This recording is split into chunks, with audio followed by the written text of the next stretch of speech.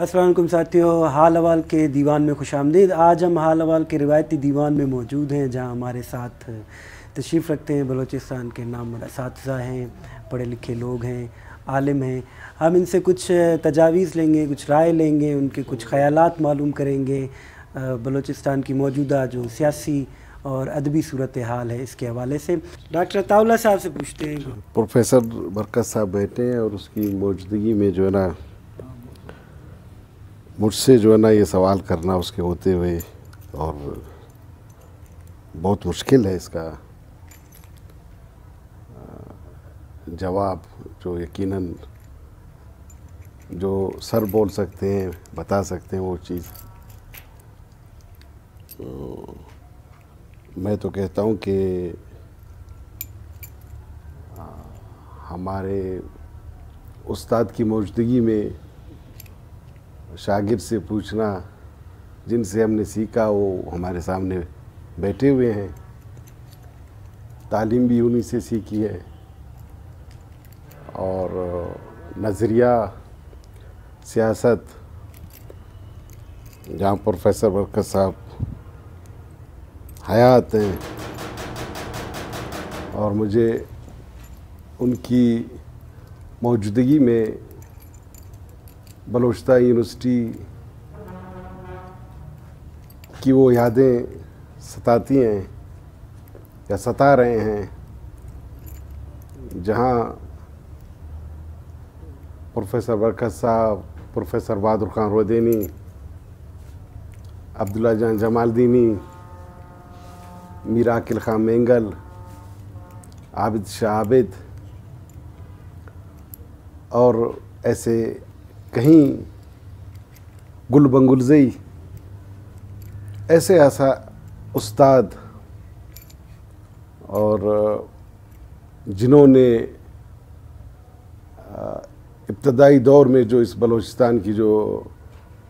University की जो बुनियाद पड़ी, और जिन्होंने यूनिवर्सिटी के अंदर वो दरख्त, वो बीज जो बोया, तो मैं समझता हूँ कि वो इब्तदाई हवाले से, जहाँ उस वक़्त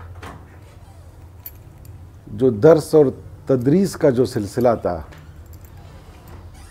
जो जज्बात के हवाले से, नज़रियात के हवाले से, सोच के हवाले से, तो वो चीज़ें जो है ना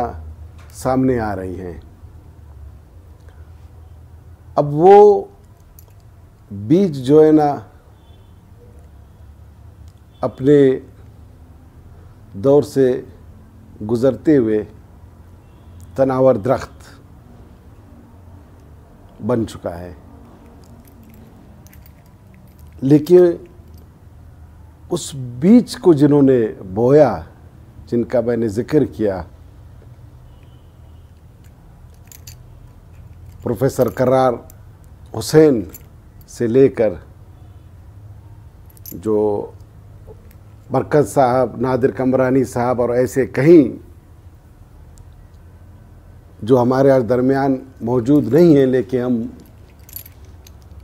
उनको क्यों याद कर रहे हैं, किस लिए याद कर रहे हैं, वो वजह क्या है। उस बीज ने, उस तनावर दरख्त ने वो इतने जो ना पत्ते फैला दिए हैं पूरे बलूचिस्तान के अंदर, लेकिन उस दौर को देखते हुए और आज की सूरत हाल को जब हम देखते हैं, तो ऐसा लगता है, दिल में यही बात आती है, काश कि यही लोग दोबारा मौजूद होते, काश कि ऐसे उस्ताद दोबारा इन तालीमी इदारों में आते, काश कि ऐसे कमिटेड पर्सन सियासी हवाले से, नज़रियाती हवाले से, इल्म के हवाले से اگر ہمارے درمیان، میں یہ نہیں کہتا ہوں کہ نہیں ہیں، اب بھی ایسے لوگ موجود ہیں، لیکن وہ سسٹم، وہ ادارے اب اپنی اس شکل میں موجود نہیں ہیں.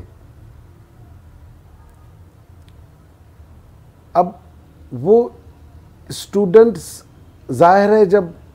استادوں کا فقدان ہوگا، سچے ایماندار استادوں کا فقدان ہوگا، تو تربیت گاہوں سے بھی تو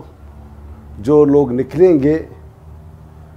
تو ان کے جو اثرات معاشرے پہ پڑیں گے وہ آج سب ہمارے سامنے ہے. اگر کوئی حقیقی معنوں میں آگے آ بھی جاتا ہے تو اس کی ڈومیننسی اتنی نہیں ہے. وہ ایسے لگتا ہے کہ وہ دبا ہوا ہے، اس کی آواز دب چکی ہے. ہمیں ایسے آوازوں کی ضرورت ہے، ہمیں ایسے لوگوں کو آگے لانے کی ضرورت ہے، ہمیں ایسے استادوں کو. اب تو یہ کہ جو ہے نا ہر چیز پہ پابندی عائد کر دی گئی ہے، یونینز، تنظیمیں جو ہے نا پابندی کا شکار ہیں، تو لوگ کیسے پیدا ہوں گے؟ لوگ کہاں سے نکلیں گے؟ جو اوریجنل لوگ جو آج کے دور میں بھی ہمارے معاشرے کے اندر، بلوچستان کے اندر اب بھی ایسے لوگ موجود ہیں جو مختلف کونوں میں گوشہ نشین ہیں، وہ اس سسٹم سے، اس صورتحال سے جو نا مایوس ہیں، یا کہ اب شاید تعلیمی اداروں میں وہ ماحول، وہ صورتحال نہیں ہے کہ ان جیسے استادوں کو ایکسیپٹ کیا جائے اور ان کو پذیرائی ملے اور وہ واقعی. تو میں سمجھتا ہوں کہ خصوصاً تعلیم کے حوالے سے ہم لوگ جب اسٹوڈنٹ تھے اس وقت، تو ہمارے جو ہے نا وہ، ہم جب کالج میں انٹر ہوئے تو ہمارے وہ کتابوں پہ اوپر لکھا ہوتا تھا کہ طبقاتی نظام تعلیم ختم کیا جائے،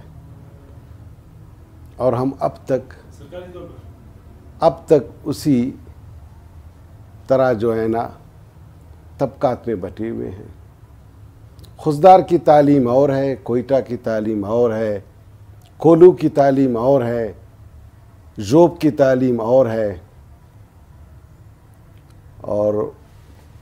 اس کے علاوہ جو پرائیویٹ جو تعلیمی ادارے سامنے آئے ہیں وہ بزنس زیادہ کر رہے ہیں، بزنس زیادہ کما رہے ہیں، اسٹوڈنٹ کم پیدا کر رہے ہیں. ظاہر ہے جہاں اساتذہ کی کمی ہوگی وہاں اسٹوڈنٹ ایسے پیدا ہوں گے. جہاں ادارے باقی نہیں رہیں گے تو تعلیمی ماحول کو بنانے کے لیے تعلیمی ادارے کو بنانے کی ضرورت ہے، تعلیمی اداروں کو بنانے کی ضرورت ہے. کس قسم کا نصاب ہونا چاہیے، کس قسم کی جو ہے نا تعلیم اسکولوں کے اندر دینی چاہیے، کون سا کورس شامل ہونا چاہیے اس کے اندر. تو جب تک یہ چیزیں بہتر نہیں ہوں گے، میں سمجھتا ہوں کہ اس وقت بلوچستان کے اندر اثر نو بنیادی طور پر جب تک ہم شروع سے وہ بیج نہیں بوئیں گے، اس طرح کے بیج نہیں بوئیں گے جو جو بیج آج پروفیسر برکت صاحب ہمارے درمیان بیٹھے ہیں،